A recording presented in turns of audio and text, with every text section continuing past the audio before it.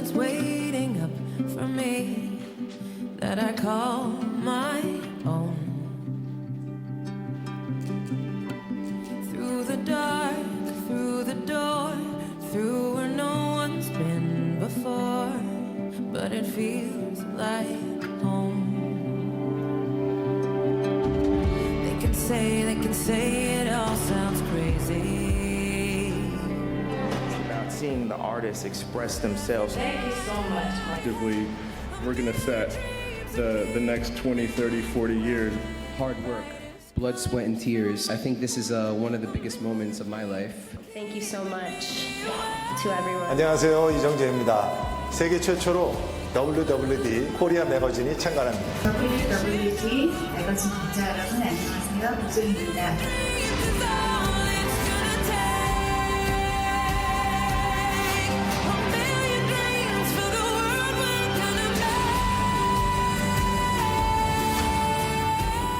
Fashion, art, music and entertainment have come to a unique crossroad where technology has bridged all these creative industries. Through community building platforms such as this, we hope to continue to educate, inspire and build a strong creative ecosystem that will last for future generations here in Korea.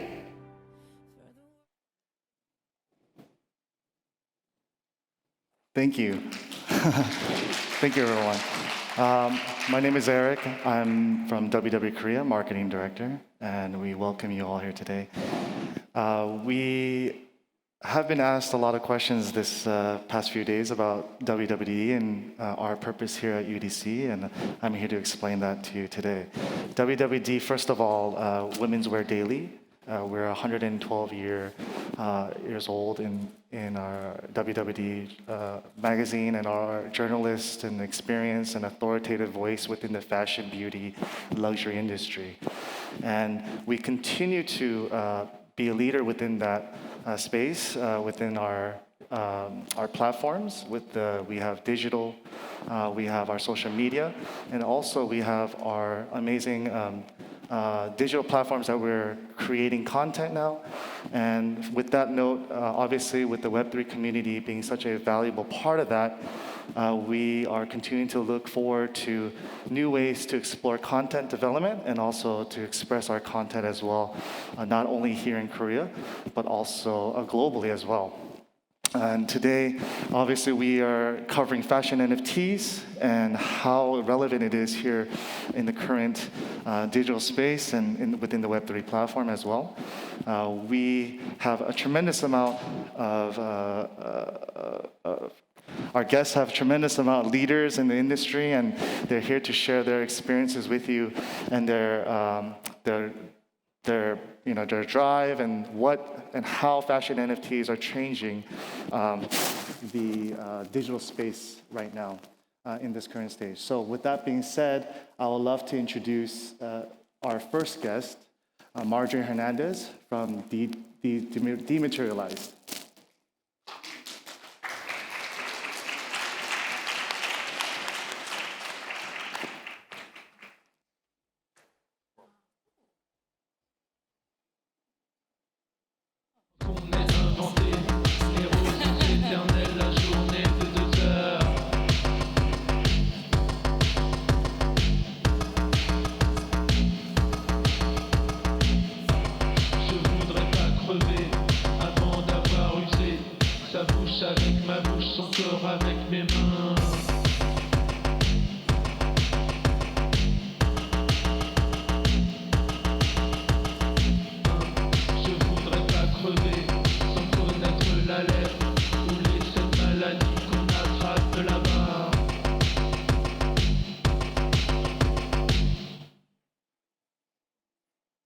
Thank you. Marjorie, welcome. You look wonderful. Is it working? Yeah. It's working? Yeah. Well, thank you so much for being here. And obviously, WWD, we've covered Dematerialised and Lukso for quite some time now. And obviously, WWD is really engaged and curious and exploring and finding out how digital fashion and fashion is being involved within Web3 and in blockchain and NFTs. And so we'd love to start off with a question. Obviously, would you love to introduce yourself to our audience and what you do at Dematerialised and Lukso? Would you do that for us? That would be great. Amazing, of course. Well, hi everybody. So happy to be here in Busan today and hang out with all of you and share a little bit about my work and what we do at the Dematerialised and at Lukso. I'm originally from Venezuela. I'm based in Berlin, in Germany. I trained to become an architect, and then when I was done with that, I was like, I want to be an architect. What do I do with all of this knowledge? And between different things in my career, it took me to a passion for technology and design. I became part of the blockchain space quite early on, around 2013. And in 2017, I decided to follow my passion and my intuition and become an entrepreneur. And that's when I built my first venture called Lukso out of Berlin, which is a blockchain protocol and targeting truly the creator economy. And Lukso is meant to disappear in the background and basically just provide with the tools and applications that creators, brands, and the ones alike require to enter the blockchain space and empower themselves. And then after that, in the year 2020, I started with my partner, Karina Grant. We started the Dematerialised, born out of our passion for dematerialization and digital goods and gaming and the convergence of culture and technology and fashion. And we started the Dematerialised in London. And right now I work and continue to work in both companies and, following kind of like my passion for, I think, for the future more than anything. Definitely.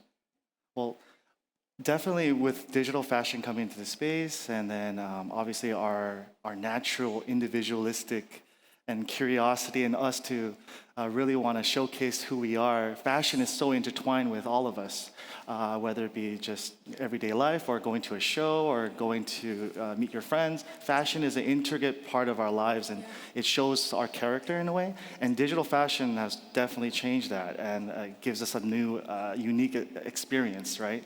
And so with that being said, and it's completely changing the physical world as well, right? So how is Dematerialised and Lukso working together or separately, shaping one's identity, and how is that affecting the digital space and the landscape, especially also with involving NFTs and different digital fashion accessible items as well? Yeah, that's an awesome question. And I think, the process of digitalization and dematerialization is something that is not new. And people are always a bit baffled when they feel that fashion can become immaterial.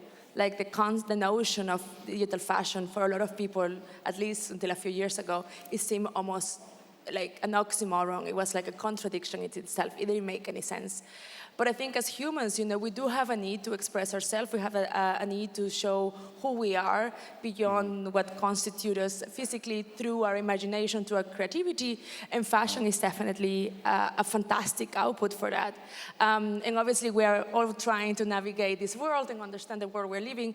But the most exciting time I think we have ever experienced as humanity is the current one. And it's so exciting because we're truly building a second reality on top of this reality. And that reality is limitless and is full with fantasy and possibilities. And in that space, we will shape our identities and we will express our identities in the same way. So in that space that we are creating, we need to have cool stuff to wear and hang. And the way we're doing it, I think, is a dual mission. Obviously, with Lukso, it's a technology mission. It's a mission of creating open source protocols that are available for everybody, and they can truly power the creators and the brands, etc., to enter the space in what we believe is the right way to do so.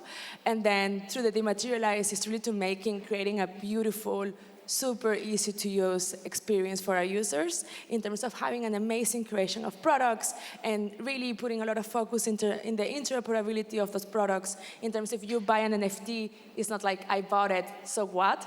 It's like now you have it, and therefore by owning this amazing product, you have access to all of these incredible utilities and spaces and cool places to hang out and things that you can do, and obviously, most importantly, being part of that community. That it means, one of the reasons why we consume and like to own certain products is because we identify with the beliefs of that brand, and we want to belong to that group of people who who believe in the ethos of the brand. So that's what we're striving for. Of course. I mean, we're always looking for something, right? Yeah. We're always looking for something to show and showcase our individualistic characters. And fashion is definitely a great platform to do that. And especially moving to digital, we've seen that through art, fashion, entertainment.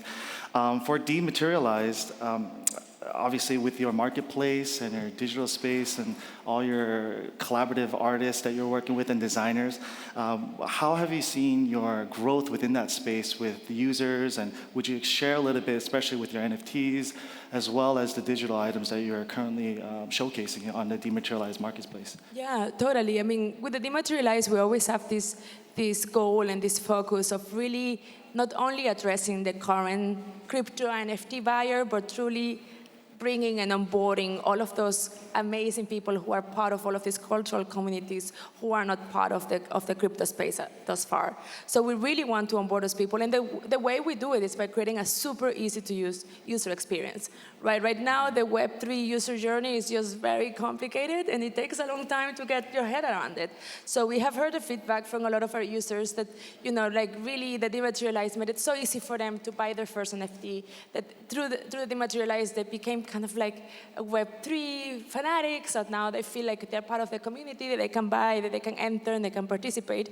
So it's truly for us, it comes down to, technology is amazing, but it's meant to disappear, right? We always say technology has to be beautiful and invisible. Yeah. So it's supposed to disappear in a way that at the end you just have an amazing experience. And I think, we all love technology and we believe in the power of technology, but at the end of the day, we have to be able to enjoy it, right? And that's the mission of the Dematerialized, is to really create a journey that it makes it super easy. And when we started, yes, there was a lot of skepticism. Sure. So people will ask me questions tell me Marjorie, you're so smart. Why you're doing this weird thing? Right. Why you don't do something proper, like DeFi?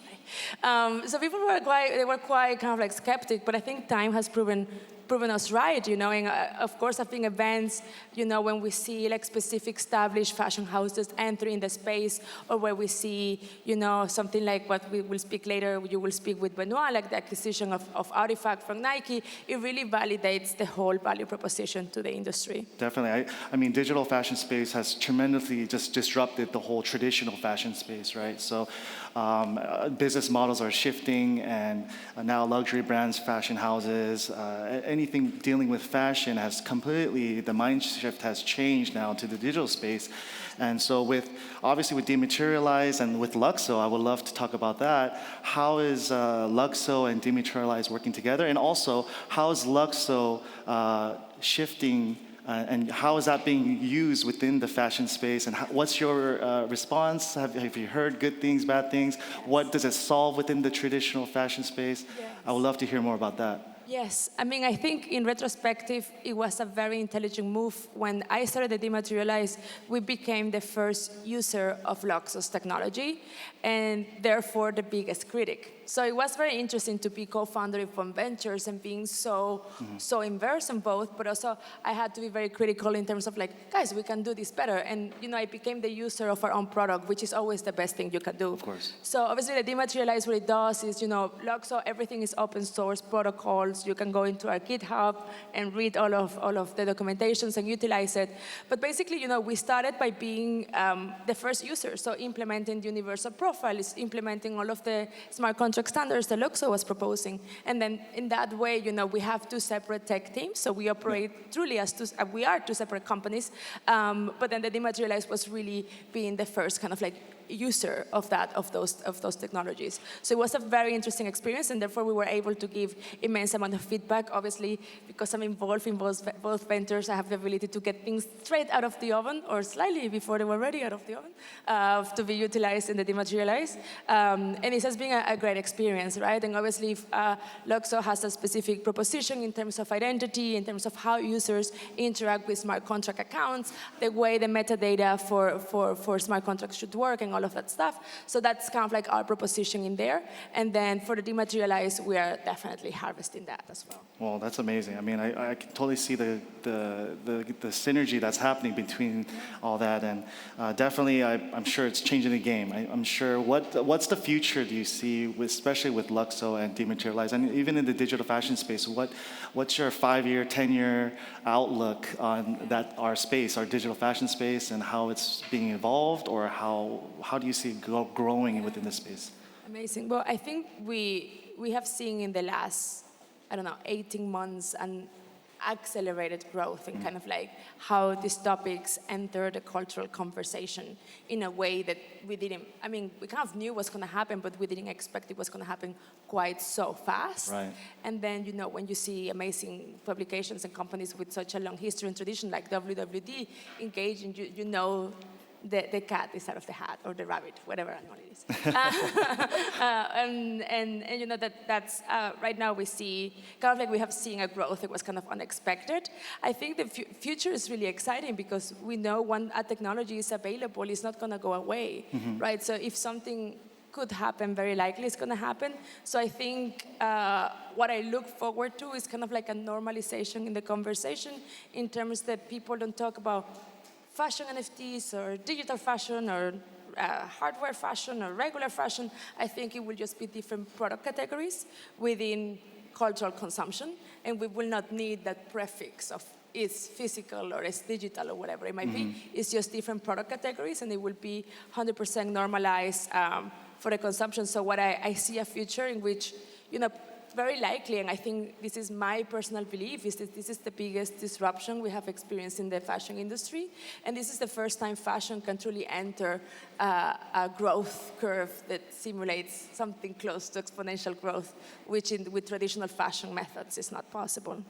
Well, definitely with trends and within fashion changes so much. Even here in Korea, trends within fashion industry change so quickly. Overnight it changes. And we see that in the digital space as well. How is Dematerialized and also Lukso, how are you guys dealing with that, and how are you connecting and engaging with your community? What's the process that you go through, especially as a digital fashion house, if I can say? How are you guys managing that and doing that as a process, and how are you looking forward to different trends, working with different artists or brands? What's your process when you start creating your projects? Yeah, that's a great question. With the Dematerialized, we have a pretty straightforward process, in which is like if it's a digital native designer or creator, or if it's a traditional fashion house or creator. So I think those are kind of like the two pathways when we bifurcate journeys. And then in terms of when we deal with the fashion creators, it's very easy because they understand the market, they understand the utility, they understand what is coming. And when it is a traditional fashion house, it's always we go through a process of understanding how we translate the ethos of this brand into a digital proposition. So that's a slightly two different process. Sure. For Lukso, it's different because Lukso doesn't necessarily engage with customers in that sense, right? Lukso is a decentralized protocol, and everything we do is open source. So our proposition is basically we create these things, we propose them, we put it out there to the community, and the community can decide if they use them or not. We do have an array of startups, kind of like beta testing already Lukso at this stage, and then we had a hackathon that ended a couple of days ago, and we had amazing, I don't remember how many, but I think it was over 80 submissions of amazing projects, all kind of like deploying and utilizing Lukso's smart contracts and universal profiles and all of that stuff. So it's open source. So it's two completely different worlds, kind of in the ones I live in two different worlds. And for Dematerialized, obviously, we do have that direct commercial relationship with the creators, which is very exciting.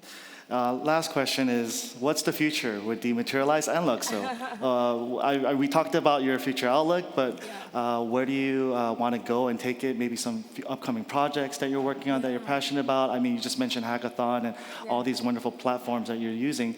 Would you be able to share us the future of Dematerialized, and we'd love to hear more. Pleasure. Well, you guys in the video just saw a sneak peek of something that is not launched yet, because the Dematerialized, I think, after tomorrow, we are planning to launch, we might have a delay, maybe not, we're planning to relaunch our interface. So now when you land in the Dematerialised, you will land in this amazing 3D environment in which you can discover the products. It's really beautiful. It works in mobile. It's a really cool experience. And we're really working really hard on transform that web experience to something that feels like a single player experience in terms of like your buying kind of like journey and discovery journey. So that's what the Dematerialised, and definitely is like becoming and continue being the thought leaders of a space and expanding to amazing markets. I mean, we're passionate and very excited about Japan and Korea, and we believe the demographics here, people are so young, Korean culture is informing Western culture heavily at the moment,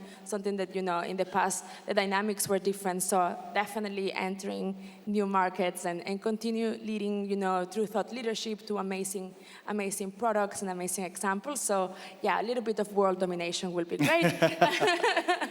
and then for Lukso, we've been working on Lukso for 5 years now. So it's been a while, and we really have a big tech team working very intensively and very hard into the things that we're proposing.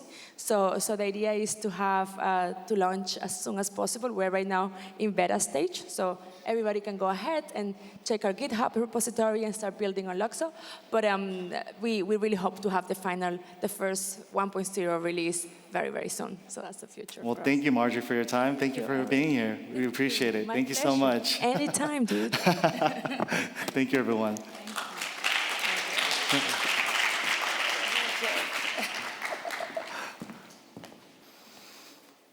And next, we have a wonderful guest as well from DressX, Vika. Victoriya will be joining us from DressX. Thank you.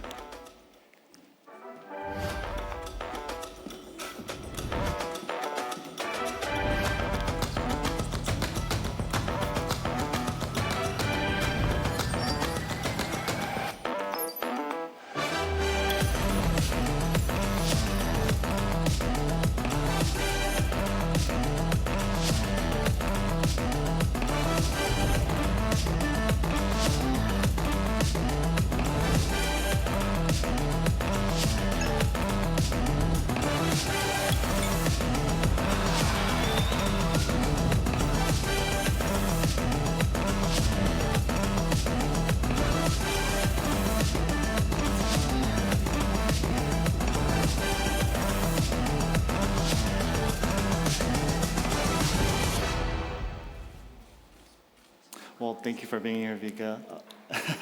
Can you hear me? Yeah. We can hear you. Yeah. Well, thank you so much. You look lovely as well. All of our fashion guests are looking impeccable today and stylish. Would you first introduce yourself to our audience and who you are? What do you do at DressX? That'd be wonderful. Sure. Well, thank you so much for having me. Of course. I'm very glad to represent DressX here. My name is Vika. I am the head of creators relationships. My colleagues call me the mom of designers, but I refuse that.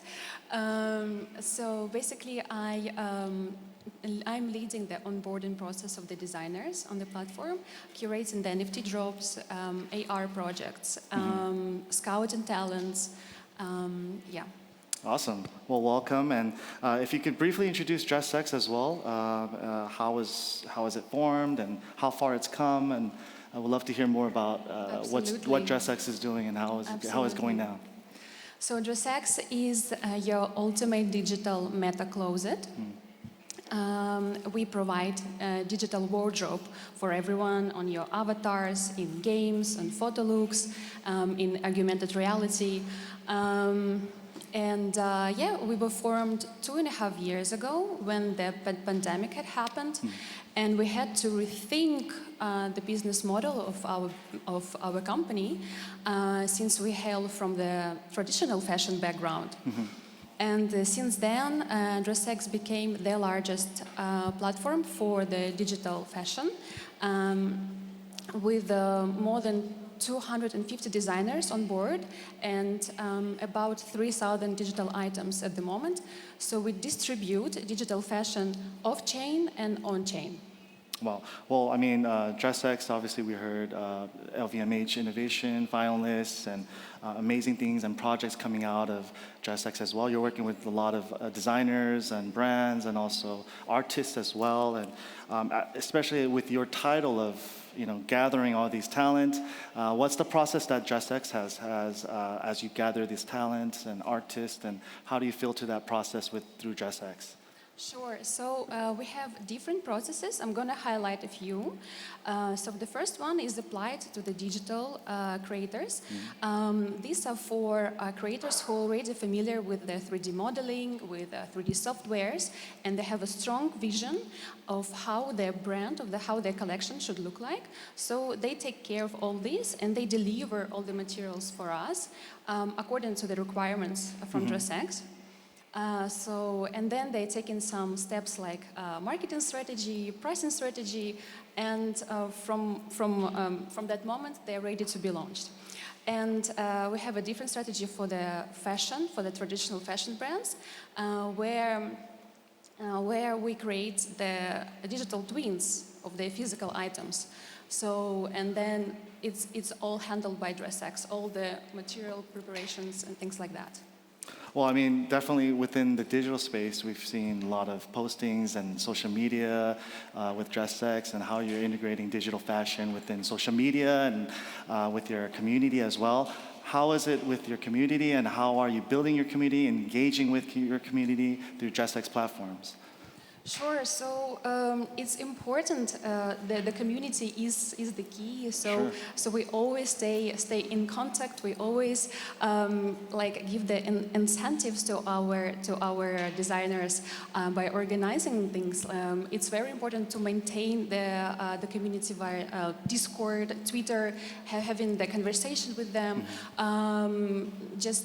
making the different workshops with them. So and just providing some really cool things that they can get use of. Right. Well, I mean, obviously with our digital fashion now, DressX just opened their NFT marketplace, and now you're transferring from digital fashion and collections to now NFT projects. Would you share a little bit about the DressX marketplace, the NFT marketplace, and maybe a little bit of what you're planning to do within the space as well, or your marketplace? Sure. So yes. So basically, we have the NFT drops already in the several occasions in a different marketplaces like Crypto.com, Foundation. And so our audience was familiar with this user case. Right. So we didn't have to educate them about it. So yeah. Working a lot with the fashion brands made us understand that the market is lacking of the marketplace that is dedicated specifically to the fashion NFTs. And this is how our marketplace was created. And since then, we have dropped several collections with the digital creators as well as traditional fashion brands. We're providing different utilities like Decentraland skins, Ready Player Me avatars, meta looks, augmented reality, because we do believe in the utility of your digital assets, of the NFT also. And our first drop was dedicated to support Ukraine. So it was called Fashion for Peace. And our amazing creators voluntarily gave their artworks to fundraise to support Ukraine. Amazing. So it was amazing. It was a kickoff of our marketplace. And Yeah, I mean, the journey. Well, first of all, that's amazing that you're working with artists in Ukraine to do something like that as well. And I would love to hear about the Ready Player Me project. I know that was a big thing that was launched. Yeah. How was that process, and opening that NFT as well, and working with Ready Player Me? And would you share some of the utilities that your digital collection and the NFT or your digital NFT, fashion NFT, can be utilized by us, by people that are within Ready Player Me platform? Would you share that a little bit with us? That'd be great. Absolutely. It's a really great question. So Ready Player Me is the is the largest platform for avatars, and they have about 2,500 implementations in different metaverses and video games. So they have recently launched a feature that allows the collectors to enable to redeem the wearables NFTs. Okay. So this is where DressX comes on board. Right. So we have now the NFT drop, and by collecting the NFT, then the owner can log in to their Ready Play Me using their MetaMask, and then they can redeem this digital wearable, and they can wear it on their avatars throughout different multiple metaverses. So basically, that's the journey. Definitely. And are you working with different artists? I know you have the first collection coming out now. Do you have future plans to work with different artists to go ahead and create new digital fashion NFTs to implement into the platform? Or is there something that you can tell us about some future collections that you're doing, or maybe AR, VR capability within that platform? If you could share a little bit about that, that would be great as well. Yes, absolutely. Well, I hope WWD Korea will join at some point our marketplace. Right. We would be happy. So yeah, we're mostly working on the new drops with the traditional fashion brands that we unfortunately cannot release the names quite yet. Of course. Also with the Web3 gaming platforms. And we are working on our first generative drop that is coming soon, and it is very, very exciting. Awesome. Well, obviously with, again, DressX, with their digital collection, digital fashion collection, and also now digital fashion NFTs. You're working with a lot of Gen Z and millennials, and you see that within your community space as well through your social media. And we would love to hear how DressX is also continuing to see the trend and move within the trend, and also see how to interact with this new generation of your community. We'd love to hear something more in deep about what DressX is planning to do and how you communicate with those types of audiences as well. Sure. So from my experiences, I'm on board in many designers. I've noticed two main trends so far. That the first one is futuristic, out of this world, that is against any of the laws of gravity. So I guess it just gives the designer this feeling where they can fantasize, they can be really themselves and express themselves. Yeah. And the second one is the streetwear. Is the young, it's contemporary, it's bold, and Gen Z really, really love it. And I guess the third one, as a bonus, is the combination of these two. It's hard to imagine, but it does exist, and it's very, very trendy and popular. And to explore, just go to dressx.com, and you'll find some there. Amazing. Well, with WWD, obviously, we've worked with and partnered with DressX, our other editions as well. I know sustainability is something that we really see a lot of communication coming out of DressX as well. Yes. We'd love to hear a little bit about that platform and how sustainability and how DressX is going about that as well. Yes, it is indeed a very important topic for us.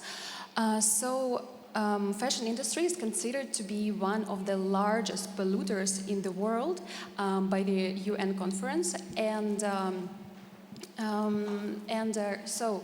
with the implementation of digital fashion, we can reduce the production of the physical products, and therefore the emission and the footprint can be reduced by 9%.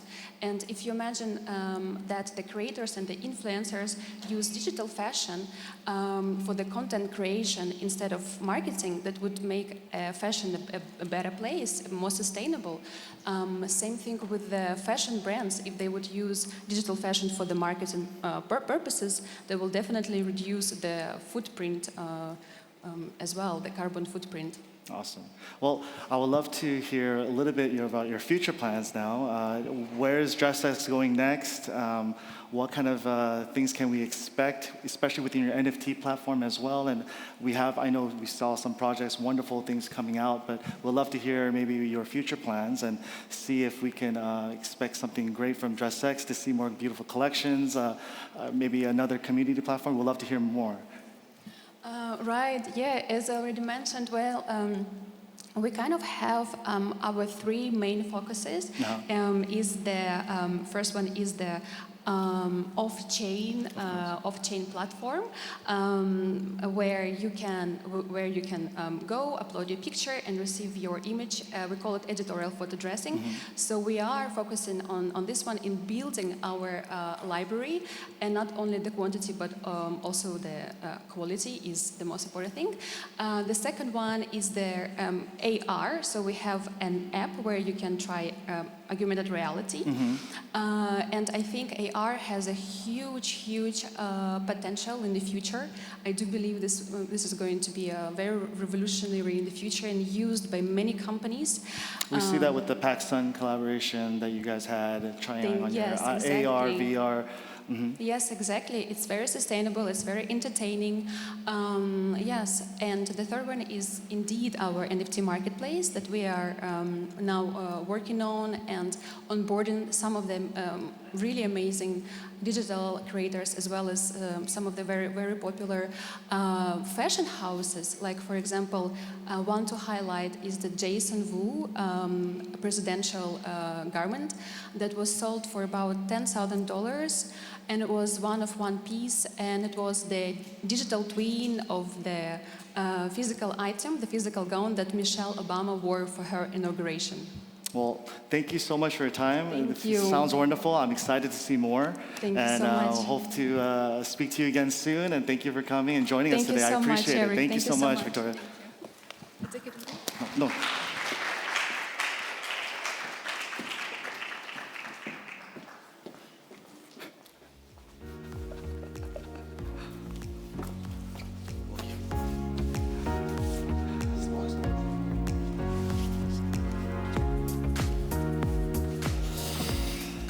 Well, thank you so much. Is it bright? I want to welcome Benoit Bogado from Artifact Studios, and thank you so much for coming to Busan, to Korea. Welcome, and thank you for the invite, and hello everyone. I'm really bad in Korean, but I know to do this, and that's it. That's the only thing I know, so that's it. Well, thank you so much for your time. I know you're a busy man. Well, welcome, and obviously, Artifact Studios has done so many things so far within a short amount of time. First of all, we'd love to get your brief introduction, who you are, Artifact Studios. We'd love to hear an introduction about Artifact Studios and how you started and how far it's come now. Okay, because I didn't read your question in advance, so this is a surprise for me. So I'm Benoit, I'm French, as you all guessed. I'm one of the three co-founders of Artifact. I'm in charge mainly of the general strategy, partnership, and forming the team. I'm the one who brought all the team together. And it's one of the most important things about doing. Can you hear me well in the mic? Or should I put it like this? Oh, yeah. Okay, let's see. I'm really bad with mics. I should have taken the K-pop mic. Okay, it was for next time. You're good. But also, I did most of the team at Artifact, and when we created it, the goal was really to create the blueprint of what the brand of the future could be. Because I worked for brands all my life, for luxury brands, a lot of gaming stuff, etc. Yeah. But I really understood that fashion brands and luxury were completely disconnected from the gaming culture, which is really big in Korea with esports, League of Legends, and all of that. It's been a while that this is a core part of culture in Korea, for example. But all these brands were totally disconnected from that, what I think is the next big culture after hip-hop. And when we created Artifact, we thought, okay, there's a way to make a brand that is really born in that gaming culture and as well in the crypto culture, with NFTs being like the ultimate medium for digital goods. Right. And we really wanted to create something that is really exciting.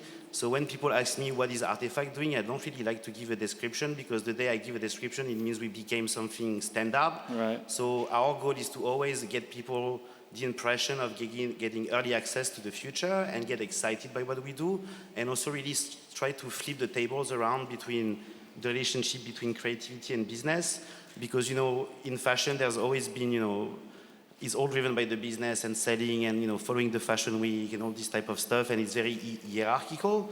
Where you have the creative director that's on top, and everyone is like little slaves under it, not little slaves.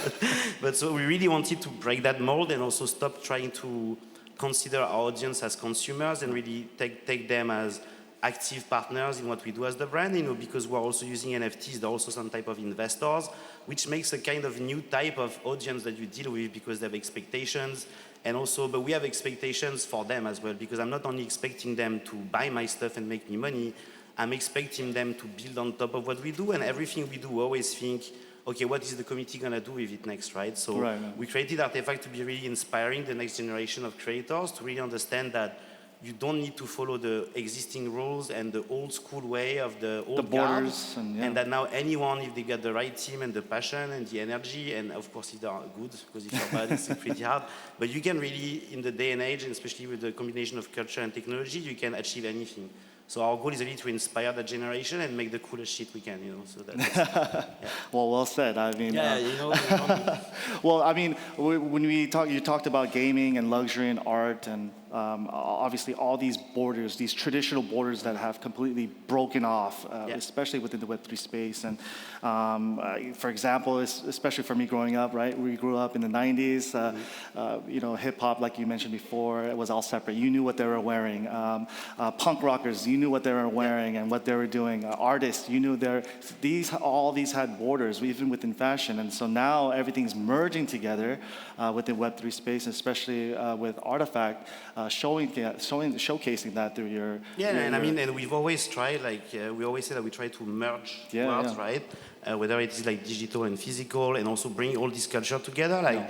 The team of the three co-founders, we all have different age, we're all 5 years apart. So we combine 15 years of geek culture together, and I'm a huge fan of anime, video games. I grew up playing Magic the Gathering, the card games. One of the other co-founders grew up playing Pokemon cards, the other one Yu-Gi-Oh! Right. So it's all about how you merge this together, because we all grew up with internet, and internet is all about having no borders, and mixing all these things together and let people remix it as well. So we're really trying to embody this and encourage people to understand that there's no more rules today. And if you get the right vision and the right team, you can achieve anything. So, and fashion brands, what's interesting with them is that a lot of them have a very, very, amazing legacy. Some of them are 200 years old, 100 years old. But I think that was the main thing when we started Artifact. I thought the legacy when you're a brand is actually a disadvantage, because you have so much, baggage behind you and amazing things behind you that it's very hard for you to take risk and actually try to do something really new and really fresh. So us, we're really trying to be that vehicle that is, showing the way and breaking boundaries, in a sense. I don't know what was your question, but whatever. Oh, no, yeah, that's wonderful. I mean, that's more than, that's good, more the best. Well, definitely, I would love to hear something about what you've been doing now, your recent launch of Clone X, and the forging process, and how Phygital is a very shit term, by the way. I hate that term, so don't use it. I don't know if you use it in Korea. But I mean, it's becoming an industry term, so whatever. So first forging, because we always thought, everything we do, we need to start with NFTs. We need to start with digital, because we believe that in the future, what you own digitally will be more important for you in an economic level and emotional level than your physical possessions. And it always needs to link back to that, right? But we were thinking, okay, but how the fuck do we do to link, what you have digitally to have some type of physical collectible to have? And the physical side, we always treated it as a very nice to have. And the inspiration behind this, I'm a big video game player. And when there's big video games that come out, I always try to buy the collector edition, where you get the statue, Assassin's Creed statue, all this type of stuff. Big fan of Elden Ring or whatever, I get the mask, all of this. And we thought, okay, how do we start to make some things physical that people can actually collect on their desk or on their shelves for sneakers and stuff like that. And we were trying to find a term that I think now is becoming a type of industry term. And it comes from video game when you go see the blacksmith to augment your weapon, you're forging, right? Forging. And so, we really built the brand around that, about merging these two realities. And CloneX was very important for us because we started off with sneakers because we thought it was the most interesting asset to start with, because it was already being traded as an asset, right? Right. And also you are removing the friction of having it to send it to StockX and NFTs is verified, it's authentic, it's a liquid asset, you can trade it on and off until one moment you want to get the physical version. But we never wanted to limit ourselves to just making products and sneakers. because I think what's very interesting today when you build a brand, you know, in 2020, as we started 2020, but in 2022 is that you don't need to limit yourself to clothes, because clothes is always a way to augment or, you know, like tell something about your personality and your life story. But the core thing in what we do digitally is the identity aspect. And so that's why we thought, okay, like we need to create avatars, because that's like the ultimate identity layer you can have. Right. And so I think today fashion brands, we created a new type, because yes, we did sneakers, we did clothes, we did jackets, all this type of stuff, but we did avatars because that's the core, you know, foundation of your identity on the metaverse. And then after you dress it up and you have wearables and all of this. And CloneX was really amazing because we wanted to create avatars, we wanted to make them full 3D because we all come from the video game industry. And even though there's a lot of talk about using things online and in 3D, you know, most of the avatar projects are not 3D based. So we did everything 3D, everything made so that at some point we can use it as publishers are opening up their platforms so that we have the 3D files ready in the different formats. And mainly we really wanted to work with Takashi Murakami. And also the strategy and what we do is very simple. We just only work with the things we love and only the people we admire. And of course, we're all fans of Murakami. We started the Avatar project with CloneX very early. Like, I think we started in May 2021. But 2022 this year? Okay. 22, so May 2021, so last year. And we're like, oh man, it would be amazing to have Takashi to work with this with us. And he followed us on Instagram, and then we sent him a DM, like saying, okay, like, Takashi-san, we really love what you do, We got on the call, we showed him some of the early 3D renders we were doing and all this research type. He was really interested. And thanks to that, we developed an amazing relationship, which is my favorite contemporary artist ever. And we still work with him today, and it was really amazing to work with such a legend and see his way of working with his studio and how in detail they are, because he's all about quality. And he really understood that we had the same aspect towards what we call digital craftsmanship. Because, you know, in luxury, it's all about the traditional craftsmanship, but actually 3D making and all of this requires a lot of skills that you can only find actually in the video game industry, because the video game industry has been the only one using real-time 3D for a very long time, and now the VFX industry is actually starting to use real-time 3D with Unreal when it was before on the pre-render 3D pipeline. So I'll talk pipeline and stuff because it's a dev conference, so like, it's okay. But, so that's, we started this, and it was, of course, a big success, and what I'm most proud of with the CloneX community is that a lot of avatar projects are just, 2D images on Twitter, and people talk, and they all focus on the floor price and all of that. We gave recently the 3D files to all the clones so that they can start to do their own content and do their own things. Some of them started to do VTubing. So this is how you're it's very important engaging with your community. But it's very important that you give tools to your community to express themselves and to build on top of what you do, because I don't ever want to have 1,000 people team. I hate big teams, I hate big companies. I mean Nike, it's okay, Nike is cool. but I really don't want, we never had the intention to make something that is huge, and with like one business model to follow, because after you become a bit uninteresting. But we know really well that today people are a lot smarter. Kanye West, he said that all these kids are the new Einstein in a sense. But it's true, because and the reference we had was Valve Software that developed Half-Life, Team Fortress, all of that. And they understood very, very early that whatever they do, how good, however good the team they had, and that's some of the best team in the world at Valve, they would never be as creative as their community, right? So it's all about how do you inspire them and build a foundation and innovate, and then let it open for them to build on top. Because that's going to do, a big value that no one else can compete with, because from the moment you have a full community of creator and creative that can build business and build value on top of your own brand, then you win, right? So that's the focus we have since day one, and every day we start to continue to implement. 3D files were one step. We have other stuff in the pipeline, of course. So that's the goal. Like always, make sure you give the tools to the community to add value back. Well, what can I say? Don't say what you want. The community is definitely important, and the process of, definitely you working with artists that you love, the brands that you love. I'm sure you get flooded brands is the same. So every brand went to talk to us. We said no like 1,000 times because it's very simple. There's no strategies. Like if we like the brand, and also we always want to work directly with the creative director. I don't work with marketing people. We only work with the creative, because collaboration, normally, what's really good in collaboration is that you can do something that you can't do on your own, right? And the brand is bringing the expertise, you bring yours, And you never know what it's going to be until you make it, right? And to me, that's what's exciting to me. Sure. And that's why we built a lot of the brand through collaborations with Ferocious, with Jeff Staple, at the beginning. We have a lot of, really cool collaboration in the pipeline that I can't talk about, but we really created really well. And I think it's important, and you need to be careful not to dilute your brand too much, because a lot of brands are like doing collaboration non-stop, like Fendi and this, and like Adidas and this. And you need to be careful not to overflow, even though we're in the age of collaboration. To me, every collaboration needs to have a specific purpose. And whatever you create, it needs to become an icon, right? Especially because all we do is on blockchain.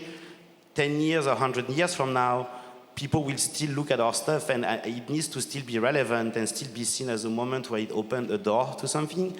And everything we do is always to start to open the door so that other people can go in, right? And now the good thing is that we have a lot more, power in a sense because we're well known and we have access to a lot of things. And so it means we can open even more doors for people, right? So that's the whole approach we have around that. Well, I mean, that's amazing to hear, and Artifact is definitely leading the way within the creative community. There's so many people coming in. I forgot to give you a video, by the way. They were like cool videos. I'm like, shit. Well, I had one more question, and we want to definitely see, obviously, the NFT platform is obviously something crucial to Artifact, and creating... Yes and no, because everyone wants to do platforms, so it's cool. Dressex, good luck, by the way, with this. But so I think everyone is focused on platforms because that's a very Web 2 model that it's proof. Yeah. But to me, the three most, let's say two most important things. That first, you need to build a brand. Yeah, of course. And it's very hard to build a brand that is, relevant to the culture today without, alienating yourself and trying to just follow trends. And mainly you need to build a community. And what I really, really like about what we do is that we're still quite small, right? And Web3 is still quite small. Right. And we got to a point where almost every member of my community have interacted personally with them at least once, right? And that's the most important, because the biggest representation of your brand is not me talking at a random at a conference like this here, right? It's the people of your community every day, online and offline. And so you need to really shape your community to be people you like, to represent your brand and to build on top. So brand building today is really 50-50 between brand building and community building. And I think that's some of the mistakes some of the brands are doing. They always think about their community as consumers and really have them in Excel sheets, and they need to have like quarterly results and da-da-da. But us, we're really in touch with them every day, and we think about them every day, and we get their feedback. Of course, you mustn't always listen to what they want, because otherwise you might do some weird stuff.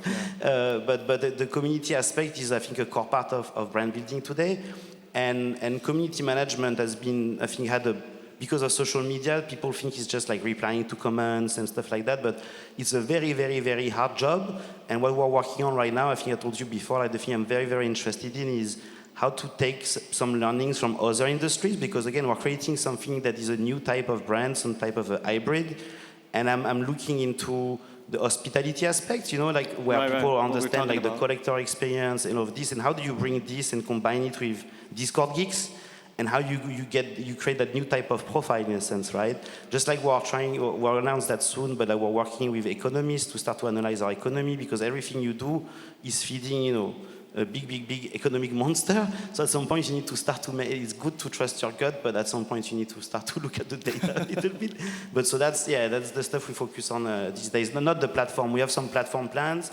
We have a lot of creators creating on what we gave them, but the platform is not the pure focus for now. It's still about brand and community building and inspiring everyone to build on top, and then after we'll open up the platform side, we'll see.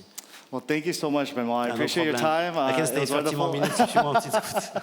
Well, thank you so much for your time, and we look forward to all your projects and wonderful things coming out of Artifact. Cool. And we'll end the session for today. Thank you so much. No, thank you. Thank you.